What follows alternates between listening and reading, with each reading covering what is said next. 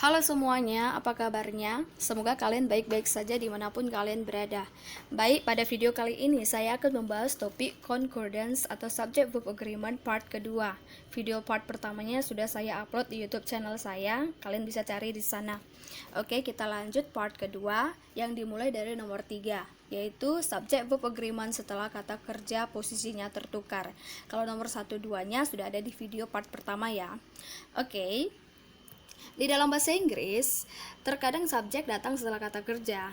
Jadi, kata kerjanya itu lebih dahulu muncul, kemudian subjek.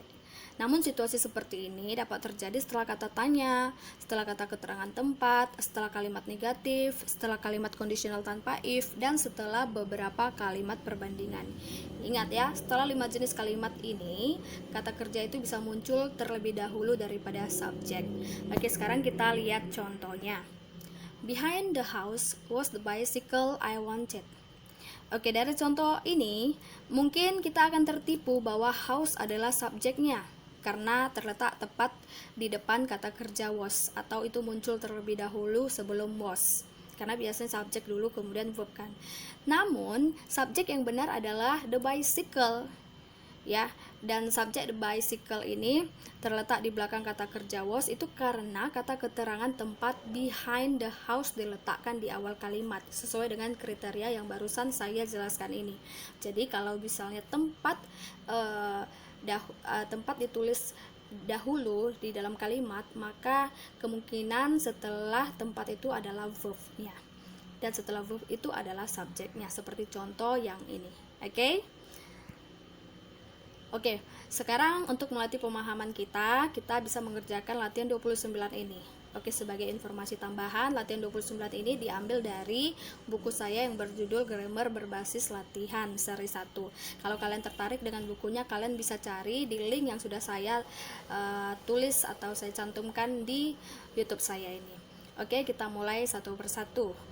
Yang pertama, only once this morning was over the letters delivered by the campus mail service. Oke, nomor 1 ini karena didahului oleh kata keterangan, maka subjeknya adalah setelah kata verb. Was were di sini adalah verb dari subjek the letters. The letters adalah subjeknya. Karena the letters jamak, ya kan, ditandai oleh huruf S di sana, maka verb yang tepat di antara was dan were adalah were. So, jawaban untuk nomor 1 adalah were karena subjeknya the letters. Oke, nomor 2. Around the corner and to the right is or are the rooms that have been assigned to that program. Oke, ini diawali oleh keterangan lagi, keterangan tempat. Maka kita tahu is are di sini adalah verb dari the rooms. The rooms di sini adalah subjeknya. Oke, karena rooms adalah bentuk plural, maka verb yang tepat antara is dan are adalah are. Oke, nomor 3. What in the world is or are the children trying to do? What in the world ini adalah kata bertanya. Maka is are di sini adalah verb dari the children. The children adalah subjeknya. Children itu bentuk jamak, maka antara is dan are yang tepat adalah are untuk verb dari subjek the children. Oke, nomor 4. John would be studying the chapters was over he able to get hold of the book. Oke, ini bentuk conditional sentence tipe kedua. Oke, tadi setelah conditional sentence tanpa if bisa ya verb dulu baru subjek. Maka was were di sini adalah verb dari he. Karena ini seharusnya ada if ya, tapi karena bisa if itu dihilangkan kemudian jadi verbnya di depan, kemudian subjek, maka he di sini kita tahu adalah subjeknya karena ada pertukaran tempat antara was were dan he, antara verb dan subjek karena if-nya sudah diomit atau dihilangkan. Maka he adalah subjek, verb yang tepat untuk he adalah was. Oke? John would be studying the chapters. Ini kalimatnya kalau misalnya if-nya tidak dihilangkan menjadi gini ya. John would be studying the chapters if he was able to get hold of the book. begitu, karena if dihilangkan maka verbnya dan subjeknya itu jadi tertukar, terjadi inversion ya, verb di depan kemudian subjek di belakang, begitu. Next, number 5, this chapter has many more exercise than do or does the next one. Oke, ini adalah bentuk perbandingan. Oke, tadi bentuk perbandingan, setelah bentuk perbandingan boleh verb dulu kemudian subjek. Oke, karena verbnya adalah do does, maka setelah verb kan adalah subjek. The next one di sini adalah subjeknya. The next one di sini bentuk singular, maka verb yang tepat adalah does untuk bentuk singular. Oke, begitu. Next, bagian keempat yaitu subject verb agreement setelah kata tertentu. Kata tertentu yaitu somebody, nobody, everybody, anybody, it's, kemudian diikuti noun, it's, misalnya it's student, begitu. Oke, setelah someone, no one, everyone, anyone, every, setelah every diikuti noun, misalnya every student.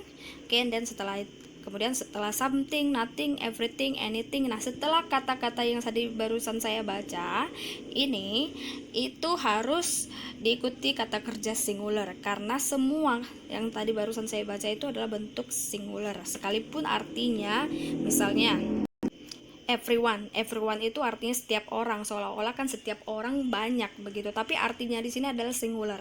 Everyone itu singular. Oke, maka memerlukan kata kerja yang singular juga. Contohnya, everybody is going to school. Setiap orang pergi ke sekolah. Everybody is singular, maka perlu is yang bentuknya singular sebagai verb-nya.